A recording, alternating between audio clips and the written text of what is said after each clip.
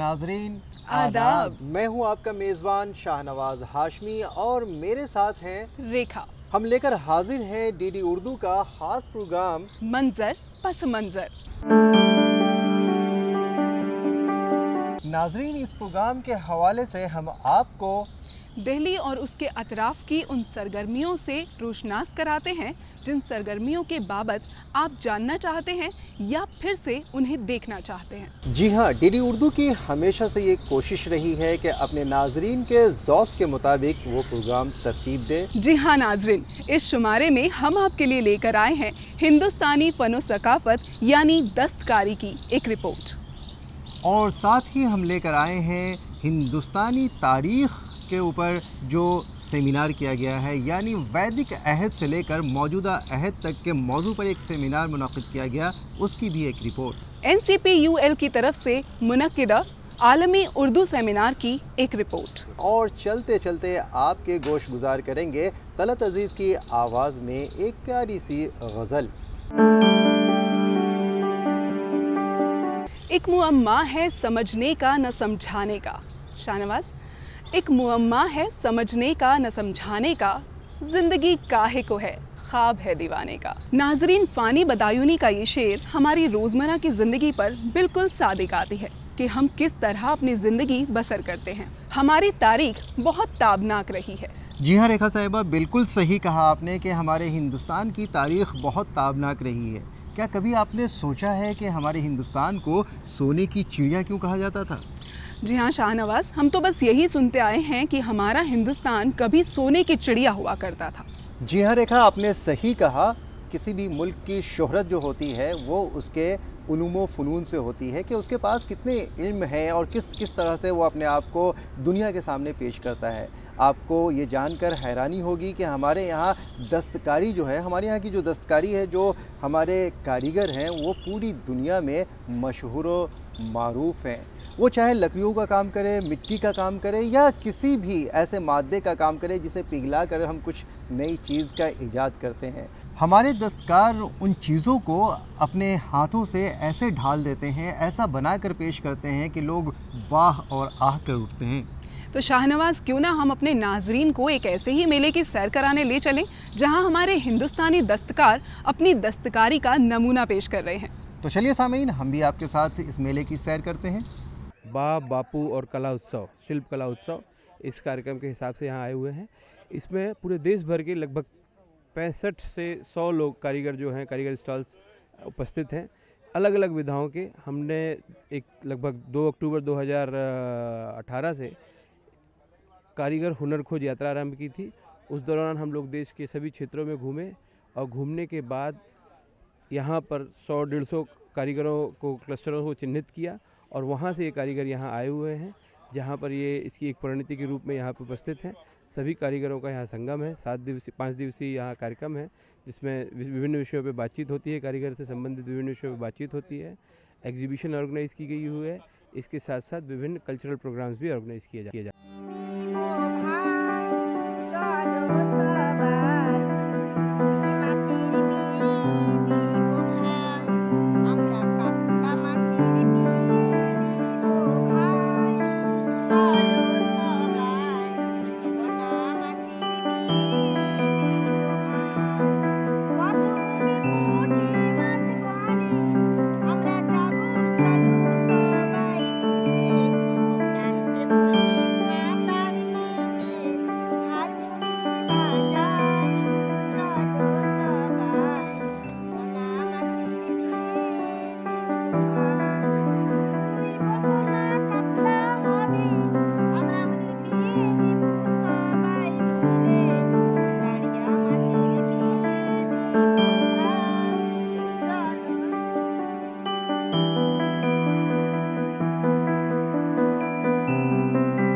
जैसे natural dice का एक जो ग्रुप आया है, वो लोग सारी चीज़ जो है नेचुरल डाइस तैयार करके हाथ से बुना हुआ कपड़ों को रंगते हैं। तो ये जो है एक ट्रेडिशनल, पूरा 100% ट्रेडिशनल तरीके से बना हुआ है। गाड़ियाँ लोहार को कहीं गली में जगह मिलती थी या जनपद के ऊपर वो अपना सामान लेके बैठा हुआ है।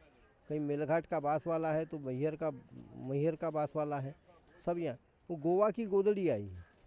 वो तो पुराने ज़माने में वो गोदड़ियाँ बनती थी पुराने साड़ियों की, उसको उन्होंने नए सिरे से रूप देकर आधुनिक महिला भी उसको किस तरह से इस्तेमाल कर सकती है, शादी में कैसे दी जा सकती है उसका। ये रोगन आर्ट वाला स्टॉल है।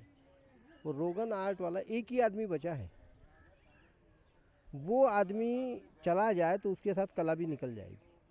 ऐसे हुनरी लोगों को पकड़ के लाए। ये ताम्रकार जी है, ये तांबे का पूरा ये दिखा रहे हैं। अब ये पूरा पत्रे से पूरा बर्तन बनाने की छोटी सी टेक्नोलॉजी, बड़ी इंडस्ट्री लगाने की ज़रूरत नहीं है, तो छोटी टेक्नोलॉजी में कितना अच्छा काम कर रहा है।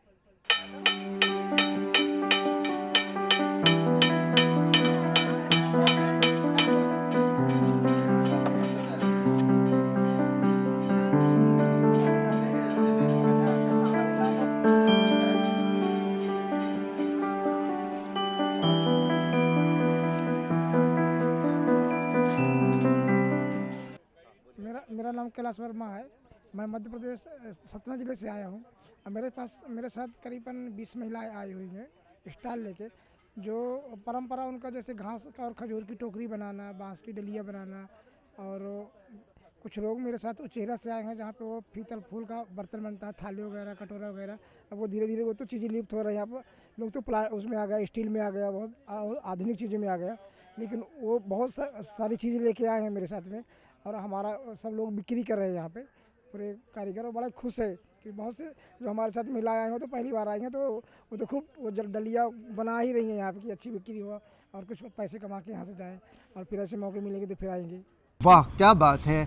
नाजरीन, आपने देखा कि किस तरह से हमारे दस्तकार अपनी दस्तकारी के नमूने पेश कर रहे थे, और इस भागती दौड़ती ज़िंदगी में जहां हर कोई टेक्नोलॉजी की तरफ जा रहा है, ऐसे मौके पर भी और ऐसे दौर में भी वो अपनी मौजूदगी दर्ज कराने में कामयाब हैं। तो आइए नाजरीन, हम रुख करते हैं एक ऐसे सेमिनार की तरफ जहां हमारे रिसर्च स्कॉलर्स हिंदुस्तान की कदीम तारीख पर अपने ख्यालात का इजहार कर रहे हैं। जी हाँ नाज़रीन, इस सेमिनार में हमारे रिसर्च स्कॉलर्स ने वैदिक अहद से लेकर मौजूदा दौर तक के तारीख़ पर एक सरसरी जायज़ा लिया। जब हमने उनसे बात की तो उन्होंने अपने अपने ख़यालात का इजहार कुछ इस तरह से किया। इस सम्मेलन के माध्यम से बहुत बड़ी चीज़ जो सामने आ रही है वो ये है कि ख़ास तौर पे गणित के विषय में बहुत सारी भ्रांतियाँ अभी तक फैलाई जाती रहीं, जैसे पाइथागोरस थ्योरम की बात हो या फिबोनाची सीरीज़ की बात हो, ये सब भारत से ही गया है। तो यहाँ पे प्रामाणिक विद्वानों ने ये स्थापित किया कि कैसे बौधायन में और बाकी ब्रह्मगुप्त इत्यादि ने अपने अपने ग्रंथों में इन सिद्धांतों का प्रतिपादन भी किया, और यहाँ पे ये सब चीज़ें लगातार प्रयोग में रहीं। Ancient India, there was a deep awareness of hygiene and cleanliness. So even if you look at the ancient text of Manusmriti, which has been much reviled, but it actually lays out that you should avoid touching sweat, tears, semen, urine. All these things are impure substances, and if you touch them, you need to cleanse yourself, right? So if you look at a large number of Indian texts, they make it very clear that there is a connection between poor hygiene and disease. So my paper was on that how long before the Western world or Europe, the other parts of the world, knew the connection between poor hygiene and disease, we had made that connection.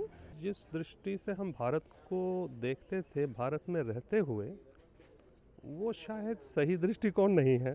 तो हम बाहर से जब भारत को देखने लगे तब हमें लगा कि हम जब शिक्षा व्यवस्था में थे भारत के, तो हम बहुत कुछ सीख नहीं पाए। जैसे अंदर में रह के कभी कभी क्या है घर, वो समझ में नहीं आता है, घर के बाहर जाके घर का वो महत्व समझ में आता है कि घर क्या है। तो इसी विचार से जब 2-4 दोस्त एकत्रित हुए तो हमें लगा कि हमें एक नॉन प्रॉफिट संस्था बनानी चाहिए जिससे हम भारत की ओर देख सकें और मल्टीपल डिसिप्लिन से हम उसको देख सकें, डिफरेंट एंगल से। तो हम साइंटिफिक वे से भारत के इतिहास को देखने लगे। उर्दू है जिसका नाम हम ही जानते हैं दाव, उर्दू है जिसका नाम हम ही जानते हैं दाव, सारे जहां में धूम हमारी ज़बां की है। जी हाँ शाहनवाज, ये तो बिल्कुल सच है कि जो उर्दू की चाशनी है वो किसी और ज़बान में नहीं है। जी हाँ रेखा साहिबा, आप बिल्कुल सही फरमा रही हैं कि उर्दू की बात है, उर्दू की जो चाशनी की बात है, उसकी जो मिठास की बात है, ये मिठास सिर्फ हमारे हिंदुस्तान तक ही महदूद नहीं है, बल्कि ये अपने सरहदों को फलांगता हुआ पूरी दुनिया में अपनी शिनाख्त कायम करता जा रहा है और पूरी दुनिया में अपनी खुशबू फैला रहा है। जी हाँ नाजरीन, इसी सिलसिले में गुज़श्ता दिनों NCPUL ने एक आलमी सेमिनार का एहतमाम किया। जी हाँ रेखा, आपको ये जानकर हैरानी होगी कि कौमी कौंसिल बराए फ़रोग़ उर्दू ज़बान ने जो आलमी सेमिनार मुनक़िद किया था, इसमें दुनिया भर से कई ममालिक के अदीबों, सहाफ़ियों और शायरों ने शिरकत की। हम उर्दू के फ़रोग़ के लिए बहुत सारे स्कीम्स चलाते हैं, बहुत सारे प्रोग्राम्स करते हैं और ये जो बैनुल अक़वामी 3 दिन का हम कॉन्फ्रेंस कर रहे हैं, इसका मकसद सिर्फ़ यही है कि पूरे हिंदुस्तान के मुख्तलिफ़ इलाक़ों में उर्दू की तालीम का इंतज़ाम क्या है, उसके मसाइल क्या हैं, इसके अलावा जो हमारे मदारिस हैं उन मदारिस में उर्दू की सिमत व रफ्तार क्या है और मीडिया के अंदर उर्दू का इम्पैक्ट क्या है, उर्दू का असर क्या है। इसके अलावा जो भारतीय संविधान है, उस संविधान के अंदर उर्दू के फ़रोग़ के लिए क्या क्या आर्टिकल्स, क्या क्या उसमें बातें लिखी गई हैं और इसके अलावा दुनिया के तमाम ममालिक में उर्दू की जो पढ़ने लिखने का जो इंतज़ाम है उसका मेयार क्या है, किस लेवल तक फ़ॉरेन कंट्रीज़ में उर्दू की पढ़ाई होती है, इब्तदाई लेवल पे होती है या नहीं होती है, किस तरह के स्कूलों में पढ़ाई होती है, यूनिवर्सिटी लेवल पे क्या इंतज़ाम है। इन तमाम बातों का, इन तमाम चीज़ों का जायज़ा लेने के लिए हिंदुस्तान और हिंदुस्तान से बाहर के तमाम मुल्कों के बारे में ये कॉन्फ्रेंस किया गया है। मैं प्रोफेसर डॉक्टर मोहम्मद गुलाम रब्बानी ढाका यूनिवर्सिटी के शोबा उर्दू के प्रोफेसर हूँ। तो मैं यहाँ बांग्लादेश में उर्दू कल्चर जो है उस पर मकाला पढ़ा। इसमें अगरचे 1952 में बांग्ला और उर्दू में तनाज़ुआ हुआ था। तनाज़ुआ के बाद वहाँ उर्दू कल्चर और उर्दू ज़बान नहीं रहना था, लेकिन फिर भी बांग्लादेश में उर्दू ज़बान अभी ज़िंदा है और उर्दू कल्चर भी है, मुशायरा होते हैं। हम इसी महीने में 5 तारीख में मुशायरा किया, ढाका यूनिवर्सिटी में मुशायरा हुआ। उसमें बहुत सारे मेहमान शरीक हुए थे, शायर अपने शायरी पढ़े थे और उर्दू जो मुहावरा है वो बांग्लादेश में बहुत चलते हैं और उर्दू और बांग्ला मिक्स्ड करके बहुत गाने तैयार होते हैं, वो बंगाली लोग बहुत पसंद करते हैं। मेरा नाम डॉक्टर अली बयात है। मेरा ताल्लुक़ ईरान से है। पिछले 27 साल से मैं उर्दू पढ़ रहा हूँ और पढ़ा रहा हूँ। तेहरान यूनिवर्सिटी में एक उर्दू का शोबा 1991 से ये शोबा कायम हुआ है। मेरी खुशकिस्मती थी कि इस शोबे में सबसे पहले जिन तलबा को दाखिला मिला, मैं भी उनमें शामिल था। मुझे इसमें दाखिला मिला, 4 साल BA ऑनर्स किया।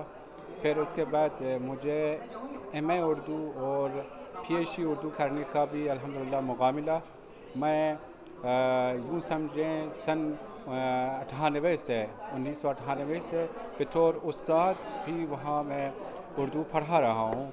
मादरी ज़ुबान फ़ारसी तो सबसे अच्छी लगती है, लेकिन जिस प्यार से, जिस मोहब्बत से मैंने उर्दू की तालीम हासिल की है और उर्दू के वास्ते ही बरसग़ीर की ज़ुबानों से मेरा रब्ता हुआ है, मुझे बहुत सी जो है ना मालूमात हासिल हुई हैं, इत्तलात मिली हैं और मुझे ये इसका पता चला कि हमारी जो अपनी कौमी ज़ुबान है फ़ारसी और संस्कृत जो हैं ये बहुत करीब ज़ुबानें हैं। मेरे नज़दीक मैं ये समझता हूँ कि इस वक्त ख़ास तौर पर स्कैंडिनेवियन ममालिक Denmark, Sweden, Norway, Finland, Iceland में उर्दू के लिए जो इक़दाम लिए जा रहे हैं और उर्दू ज़ुबान के फ़रोग़ के लिए और उर्दू अदब के लिए जो इक़दाम लिए जा रहे हैं वो काफ़ी तसल्ली बख्श हैं। मसलन अगर हम नॉर्वे का जिक्र करें तो वहाँ पर जमशेद मसरूर हैं, उनके साथ फैसल चौधरी हैं, फैसल नवाज़ चौधरी हैं, अनीस अहमद हैं और इसी तरह और कई दोस्त हैं, मुजाहिद अली हैं और अगर आप स्वीडन का जिक्र करते हैं तो वहाँ मुश्ताक अहमद हैं, साइंस उच्चा के नाम से लिखते हैं। वहाँ पर अहमद फ़की हैं, जमील एहसन हैं और बहुत ही मारूफ़ और बच्चों के लिए बतौर ख़ास कहानियाँ लिखने वाले डॉक्टर आरफ किसाना हैं। तो इसी तरह अब मैं जहाँ से ख़ुद आया हूँ डेनमार्क, वहाँ पर भी उर्दू के लिए काम करने वाले काफ़ी लोग हैं और कई तंजीमें हैं जो उर्दू के लिए बाकायदा काम करती हैं। और हमें खुशी है कि उर्दू ज़ुबान के हवाले से बैरूनी ममालिक में वो इख्तलाफात जो जहाँ हिंदुस्तान में या पाकिस्तान में आकर हमें इन दोनों देशों के दरमियान दिखाई देते हैं, वहाँ ख़त्म हो जाते हैं। नाचीज़ को डॉक्टर साबिर गुदर कहते हैं। मैं मॉरिशस का रहने वाला हूँ। उन मुल्कों से लोग आए हुए हैं जिनको हम उर्दू की नई बस्तियाँ कहते हैं, उनमें एक मॉरिशस भी शामिल है। मॉरिशस में उर्दू के हवाले से जब हम गुफ्तगू करेंगे तो उर्दू मुख्तलिफ़ जगहों पे है, मदरसों में है, प्राइमरी स्कूल में है, कॉलेजेस में है, यूनिवर्सिटी लेवल पे भी उर्दू पढ़ाई जाती है। वहाँ पे डिप्लोमा इन उर्दू है, बीए उर्दू है, एमए उर्दू है और बहुत से लोग उर्दू में पीएचडी भी कर रहे हैं। ये एक खुश आइंद अलामत भी है। वहाँ पे रेडियो टेलीविज़न के ज़रिए उर्दू का फ़रोग़ हो रहा है। मैं रूस से आई हूँ। मेरा नाम है लुदमिला वसीलियवा। मैं उस मुल्क से आई हूँ जहाँ ना उर्दू बोली जाती है, यानी एक गैर मुल्की ज़बान की हैसियत से उर्दू बाज़ यूनिवर्सिटी में पढ़ाई जाती है और कोई हमारी ऐसी बिरादरी नहीं है जो बिरादरी तश्कील नहीं हुई अभी तक जो उर्दू बोलने वाले हो। है कुछ लोग, गिने चुने मैं कह सकती हूँ, अहले ज़बान जो जब आपस में मिलते हैं वो उर्दू में बात करते हैं, लेकिन जब अलग अलग हो जाते हैं, अपने कामों में चले जाते हैं या रूसी से काम लेते हैं। 20-30 साल पहले कुछ यहाँ बावाज़ बुलंद काफ़ी पुरवकार लोग कहते थे कि इस अदब का कोई वजूद है ही नहीं है, क्योंकि एक बुलबुल से बाग नहीं बनता है। लेकिन जो मैंने देखा कि इन कुछ कोई आधा सदी के अंदर अंदर, यानी उसी 20वीं सदी के आखिर तक ही ये गैर ममालिक में ये उर्दू अदब का गुलशन इस तरह शगुफ्ता हुआ कि उसकी बुलबुलों की आवाज़ें अब बरसग़ीर तक पहुंची हैं और बखूबी सुनी जाती हैं। मेरा नाम सलीम आरिफ है। जब हम उर्दू के बारे में बात करते हैं इंफोटेनमेंट में, तो हमें ये समझना चाहिए कि उर्दू अकेली ज़बान है जिसका एंटरटेनमेंट कश्मीर से कन्याकुमारी तक और बम्बई से कलकत्ता तक एक साथ एक ज़बान में इतने सारे लोगों तक पहुंचता है। बल्कि यही नहीं, पूरे सब कॉन्टिनेंट बर्रे सग़ीर में और दुनिया में हर उस जगह जहां उर्दू बोलने वाले और समझने वाले मौजूद हैं, फ़िल्म के डायलॉग, फ़िल्म के गाने गाते हैं। और आज इस डिजिटल दौर में उर्दू की अहमियत इसलिए भी बढ़ जाती है कि अब उर्दू और उर्दू के शायकीन और उनको पढ़ने और जानने वालों के बीच में कोई ना तो सरकारी तंजीम है, ना किसी तरह की बंधन है। एक कैमरा होना चाहिए जिस पर आप मोबाइल पर अशार रिकॉर्ड करें और उसको यूट्यूब पे अपलोड करें और आदमी उसे देख सकता है। तो आज जब इतनी सहूलियत हो गई है, तो मुझे लगता है इस डिजिटल दौर में NCPUL जैसे ऑर्गेनाइजेशन कुछ इतना काम करेंगे कि उर्दू लोगों के घर घर तक फ़ोन के ज़रिए पहुंच जाए। अस्सलाम वालेकुम। मैं उज़्बेकिस्तान से शहर ताशकंद से आई हूँ। मेरा पूरा नाम मुहैया अब्दुर्रहमान है, डॉक्टर ऑफ उर्दू हूँ। हमारे मुल्क में जब से हिंदुस्तान को आज़ादी हासिल हुई है तब से, यानी 70 साल से उर्दू की दर्स व तदरीस हो रही है। मैं ताशकंद सरकारी मशरक़ियाती इंस्टीट्यूट के शोबा बराए जुनूब एशियाई ज़बानी, उसमें कई साल से उर्दू ग्रामर, उर्दू शायरी से लेक्चर देते आ रही हूँ। हमारे वहाँ तलबा बड़े शौक़, बड़ी दिलचस्पी से उर्दू सीखते हैं। उनको मिर्ज़ा गालिब के और दूसरे उर्दू शुअरा उदबा के कलाम बहुत पसंद है। वो बड़े शौक़ से उसको पढ़ते हैं, सीखते हैं।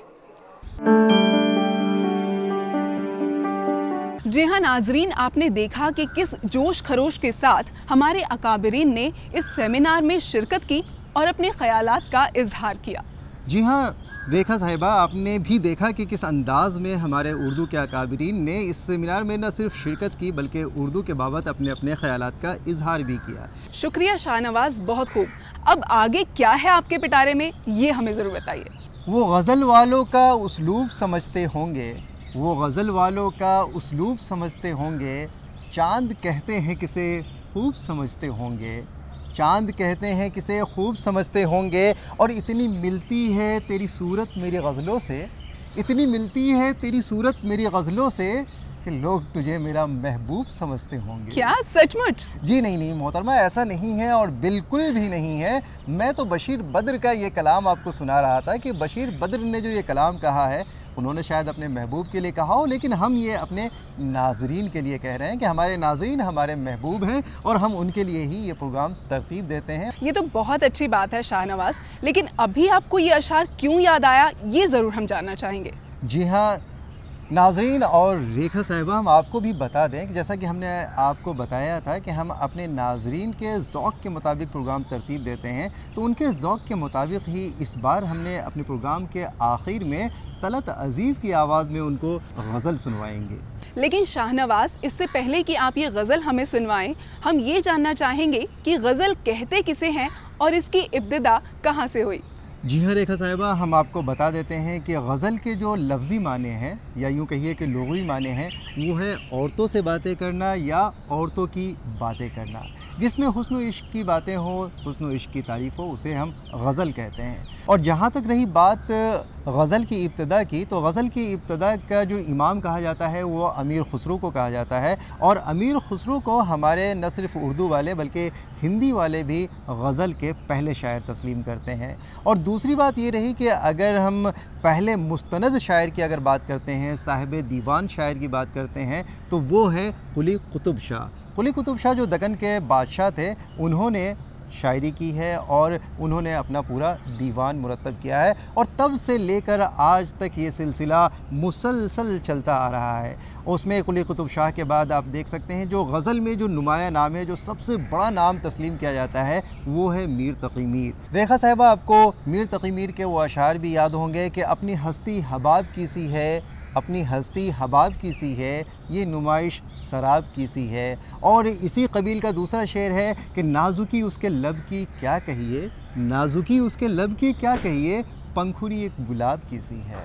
मीर उन नीम बाज आँखों में सारी मस्ती शराब की सी है। क्या बात है, क्या बात है रेखा साहिबा, लगता है कि आपने मीर की गज़ल को ज़बान ज़द कर लिया है। और हो भी क्यों ना कि आपके आँखों की बात हो रही है, यानी ये हुस्न के आँखों की बात हो रही है, तो क्यों ना हो ऐसा। तो रेखा, आइए हम अपने नाजरीन की और शम्मा खराशी नहीं करते हैं और उनके गोश गुजार करते हैं तलत अज़ीज़ की मखमली आवाज़, और उनको लिए चलते हैं तलत अज़ीज़ की महफिल में। कैसे सुकून पाऊं तुझे देखने के बाद, कैसे सुकून पाऊं तुझे देखने के बाद, अब क्या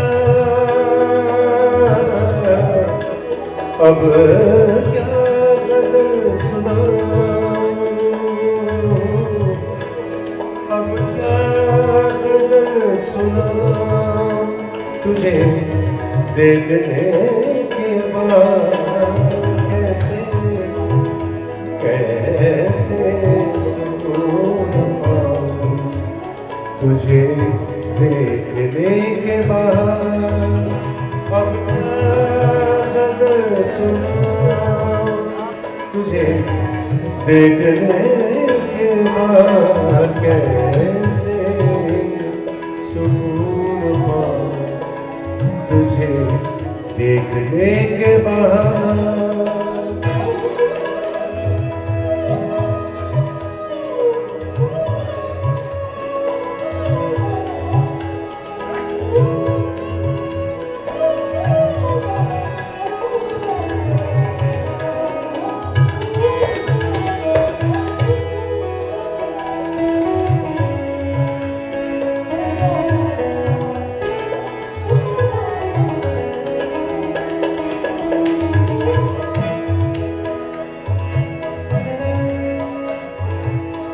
तेरी मिसाल ये है,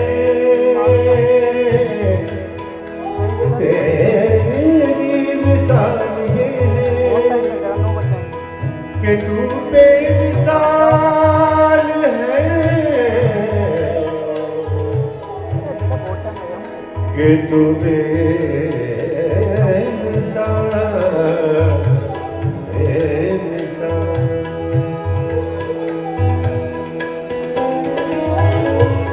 तेरी मिसाल ये है कि तू बेमिसाल है, तुझको तुझको कहाँ से लाऊं। वाह वाह, क्या बात है शाहनवाज। हमें तो बहुत लुत्फ आया इस सफ़र में, लेकिन अब वक्त हमें इजाज़त नहीं देता कि हम इस सफ़र को और आगे बढ़ाएं। मगर नाज़रीन, हमारी आपसे गुजारिश है कि आपको हमारा ये प्रोग्राम कैसा लगता है ये हमें लिखना ना भूलें। आप अपने मशवरे और अपनी तजावीज़, अपने आरा, अपने ख़यालात हम तक पहुँचा सकते हैं। जी हाँ, आप हमें ईमेल कर सकते हैं और हमारा ईमेल आईडी है ddurdufeedback@gmail.com। रेखा साहिबा, हम आपको और अपने नाज़रीन को ये बताते चलें कि अब सिर्फ आप हमें टीवी सेट पर ही नहीं बल्कि सोशल प्लेटफॉर्म पर भी हमसे जुड़ सकते हैं, हमें देख सकते हैं। उसके लिए आपको हमारे सोशल प्लेटफॉर्म्स पर आना होगा। तो नाजरीन, इस उम्मीद के साथ कि कुछ मंजर और उसके पस मंजर के साथ आपसे फिर मुलाकात होगी, तब तक के लिए अपने मेज़बानों यानी शाहनवाज हाशमी और रेखा को दीजिए इजाज़त। खुदा हाफिज़।